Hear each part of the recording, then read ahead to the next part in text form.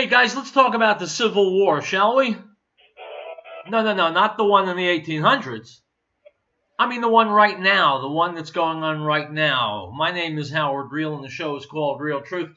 Here's an item from the Associated Press. I quote, "The Atlantic magazine was founded in the years leading up to the Civil War, so it's worth noting when it produces a special new issue on the theme, How to Stop a Civil War. It seemed fairly obvious that the magazine of the American idea should look hard at the question of whether the country is coming apart," said Jeffrey Goldberg, Atlantic's editor. He's not comparing the current era to November 1857, when the first Atlantic issue was published, quote, "but it does feel that something has come off the rails a little bit," Goldberg said. Okay, Jeff, you want to talk about how we stop a civil war? Very, very simple. You got a pen? I assume you're listening to my show. Here's how.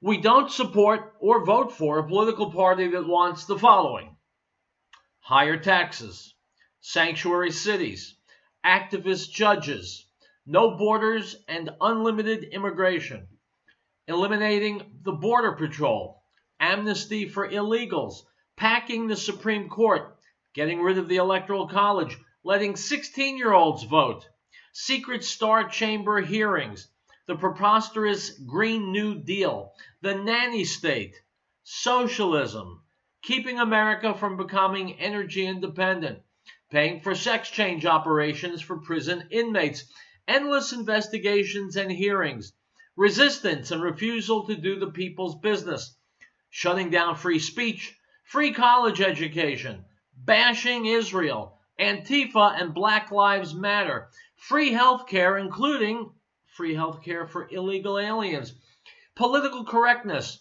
ignoring wrongdoing of power brokers like Clinton, Biden, Schiff, Pelosi, and Nadler, gun confiscation, collusion with the press, abortion up to the moment of birth and beyond, and eliminating due process and the presumption of innocence. You get rid of political parties that stand for all of those things, and there is one, and we can prevent civil war.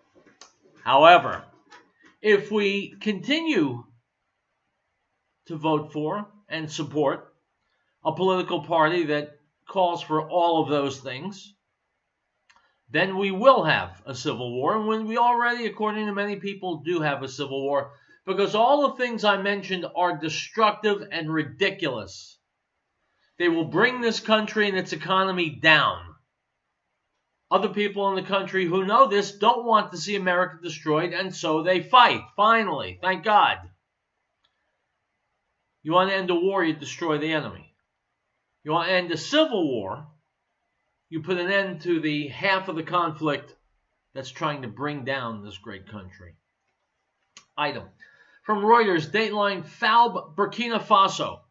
When an Islamist priest took up the fight in Burkina Faso's northern borderlands almost a decade ago, his only weapon was a radio station. The words he spoke kindled the anger of a frustrated population and helped turn their homes into a breeding ground for jihad. Residents of this parched region of the Sahel, a vast band of thorny scrub beneath the Sahara Desert, remember applauding Ibrahim Malam Dicko as he denounced his country's Western-backed government and racketeering police over the airwaves. "We cheered," said Adama Kone, a 32-year-old teacher from the town of Jibo near the frontier with Mali, who was one of those thrilled by Dicko's words. "He understood our anger. He gave Fulani youth a new confidence." Mostly herders, young men like Kone, from the Fulani people were feeling hemmed in by more prosperous farmers whom they felt the government in Ouagadougou favored. The preachers successfully exploited their conflicts over dwindling land and water resources, and the frustrations of people angered by corrupt and ineffective government launched the country's first indigenous jihadi movement. That cleared the path for groups affiliated with the Al-Qaeda and Islamic group. Unquote. My friends, the power of the spoken word, power of radio. Look at the damage that my colleagues on television do every single day, misinforming the American people, lying to them, slandering good people, and helping to bring about destruction and misery in this country. I hope that I have harnessed the power of good that radio has over these 11 plus years to present truth, to present a vision of America as it was and how it can remain if only we put our shoulders to the wheel. Another warning.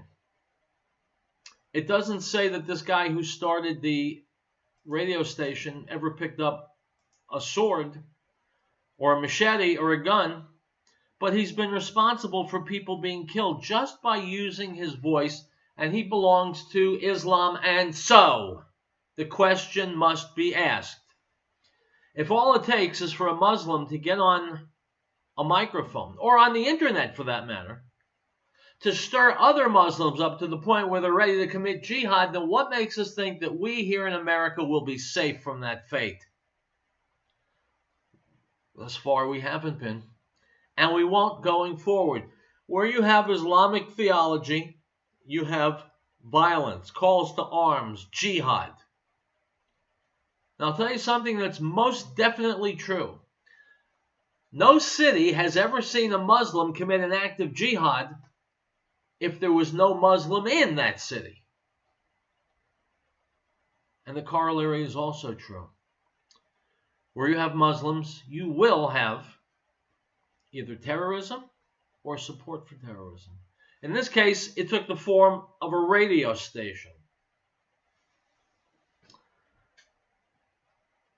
It's very dangerous to have people living around you who have a very dangerous, twisted ideology bent on committing any act of violence as long as it results in Islam conquering the world.